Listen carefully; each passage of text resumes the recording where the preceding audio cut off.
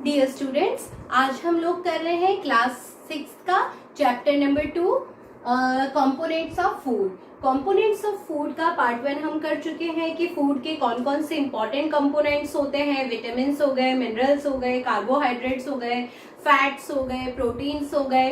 तो ये सारे इंपॉर्टेंट कंपोनेंट्स है, ये हमें किन फूड में से मिलते हैं ये भी हम बात कर चुके हैं। इनको न खाने के कारण या इनकी कमी के कारण हमारी बॉडी में बहुत सारी डिजीजेस हो जाती हैं।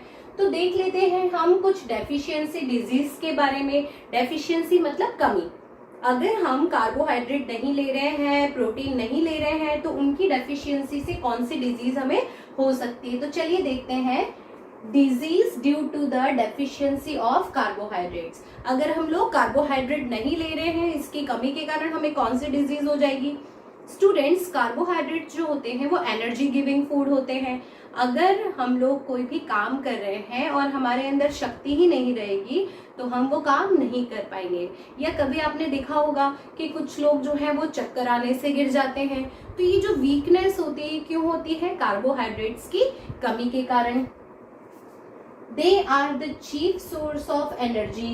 Body wants it while performing every function. हर एक फंक्शन करने के लिए, जैसे कि मुझे अभी बोलने के लिए, ये हाथों को चलाने के लिए, यानी कुछ भी करने के लिए मुझे क्या चाहिए? एनर्जी। और वो किससे मिलती है? कार्बोहाइड्रेट से।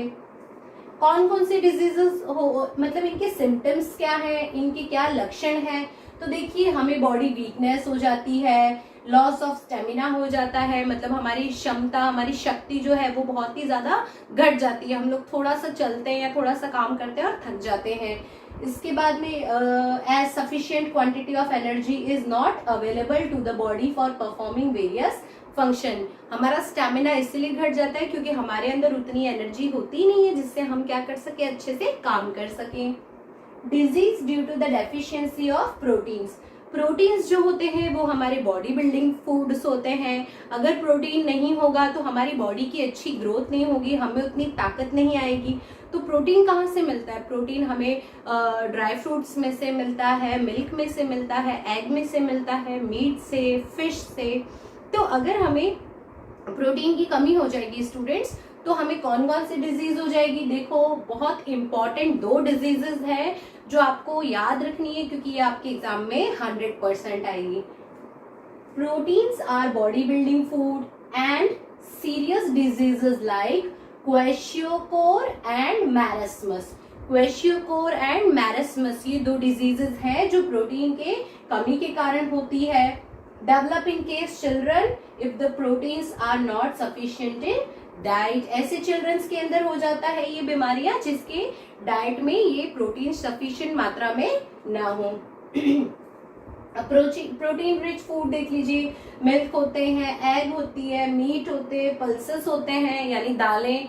जो वेजिटेरियन लोग हैं, जो मीट नहीं खाते, फिश नहीं खाते, तो उनको ये पल्सेस ज्यादा खाना चाहिए, मिल्क ज्यादा लेना चाहिए। ये सब जो है गुड सोर्स ऑफ प्रोटीन है।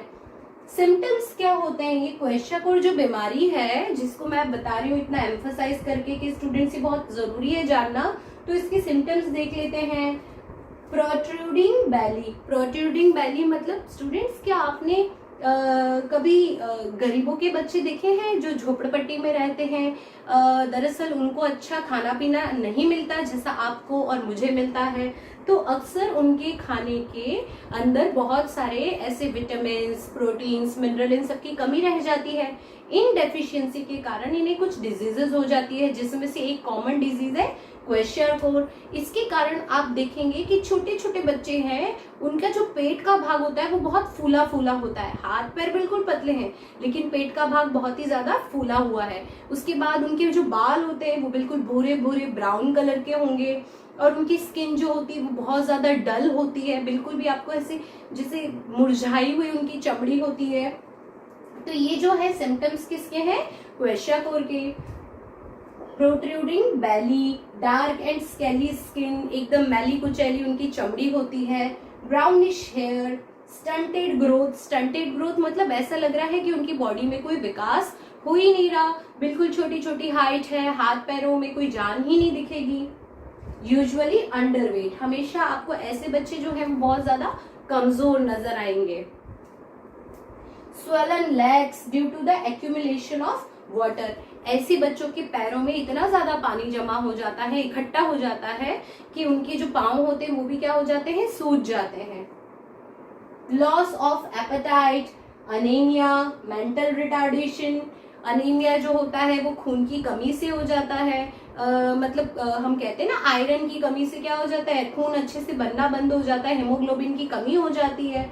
तो ऐसे बच्चे के अंदर अनीमिया हो जाता है. मेंटल रिटार्डेशन का मतलब होता है कि उनके मानसिक तौर पे उनका विकास नहीं हो पाता. ऐसे बच्चे कभी कभी मंद बुद्धि भी हो जाते हैं.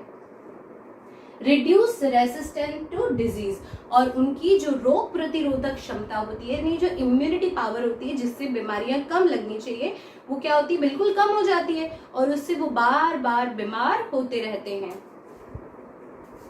इसके बाद है स्टूडेंट्स मैरस्मस डिजीज के symptoms.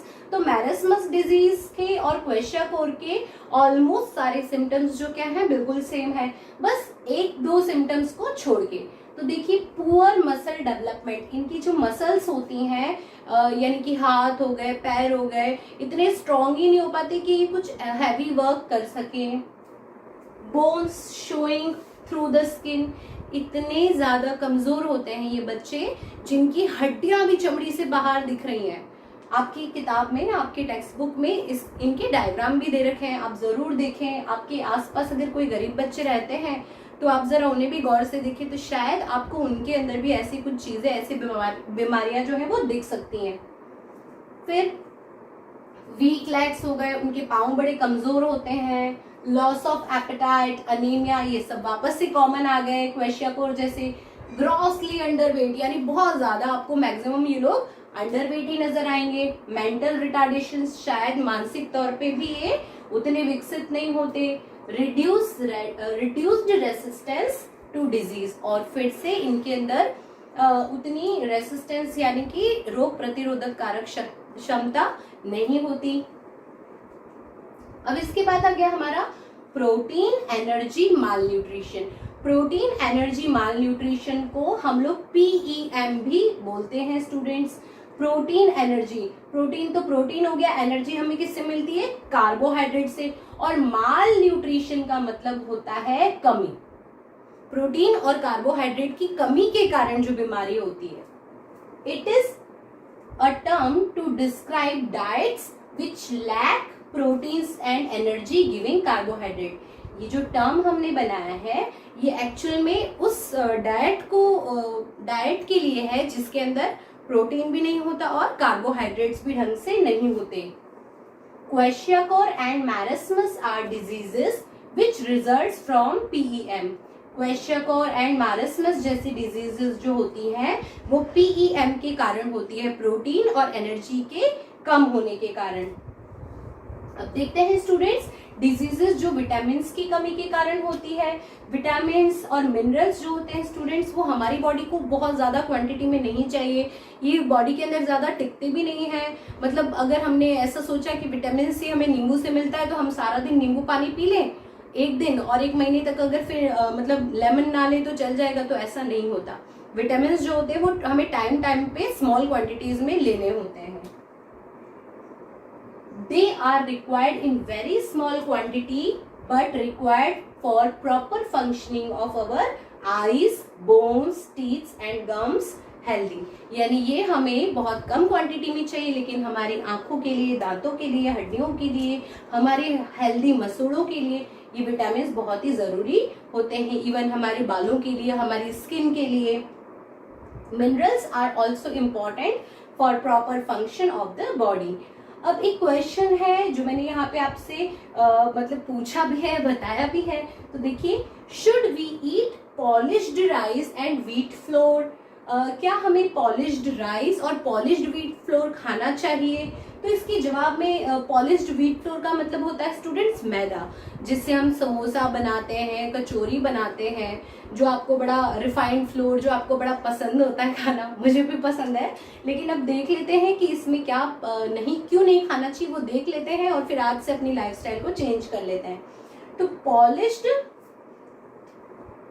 Polished rice and wheat flour जो मैदा कहलाता है आर प्रोसेस्ड, ये प्रोसेस्ड फूड होते हैं, प्रोसेस करके बनाए जाते हैं। इन processed food vitamin B are removed. इसके अंदर विटामिन बी जो होते हैं, विटामिन बी कोई एक तरह का नहीं है स्टूडेंट्स, B1, B2, B12 इस तरह से अलग अलग कैटेगरी है।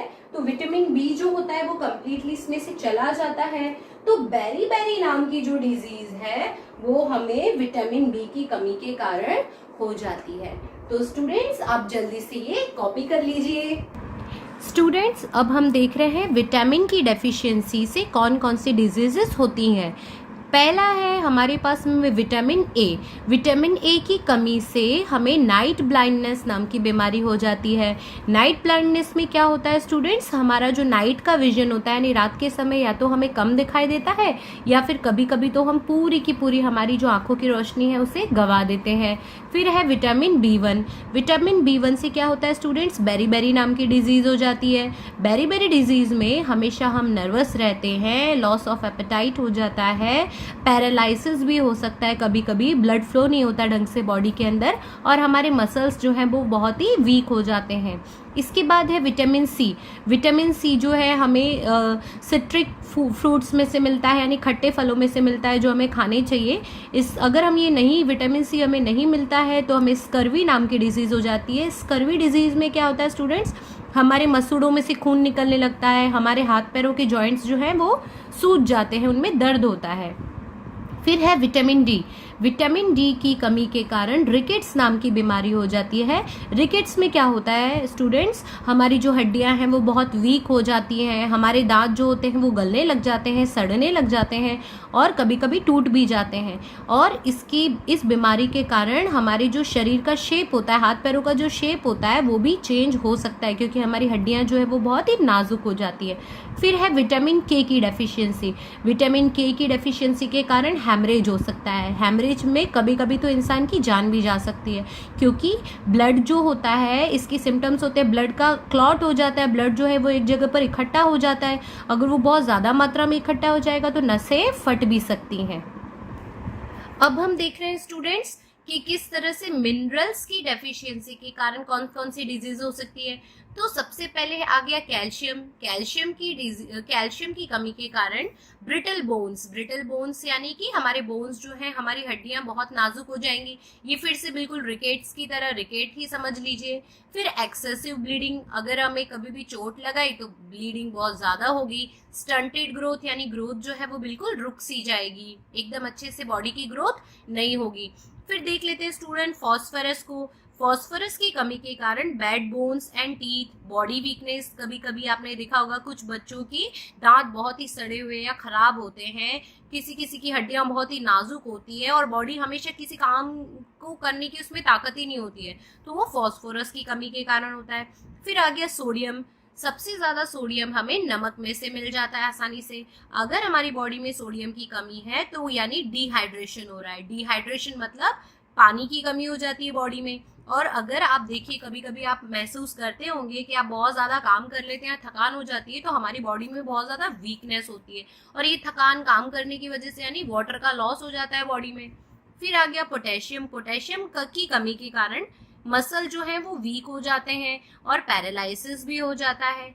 आयरन, अगर हमारे खाने में आयरन नहीं होगा, मैंने आपको पार्ट 1 में पढ़ाया था, तो उसके कारण खून की कमी हो जाती है। अगर खून की कमी हो जाएगी तो बॉडी कैसी हो जाएगी, एकदम वीक हो जाएगी। आयोडीन, आयोडीन की कमी के कारण क्या होता है स्टूडेंट्स, गॉइटर हो जाता है। हमारी जो गर्दन है उसके पास में पूरी उस गर्दन के ऊपर पूरा का पूरा क्या हो जाता है, सूजन आ जाती है और एबनॉर्मल मेटाबॉलिज्म हो जाता है। एबनॉर्मल मेटाबॉलिज्म मतलब या तो बहुत तेजी से हमारा वेट बढ़ जाता है या बहुत तेजी से हमारा वेट घट जाता है। फिर आ गया हमारा फ्लोरीन। फ्लोरीन की कमी के कारण क्या होता है, डेंटल डिके। डेंटल डिके मतलब हमारे दांत जो है वो सड़ जाते हैं या फिर गल जाते हैं।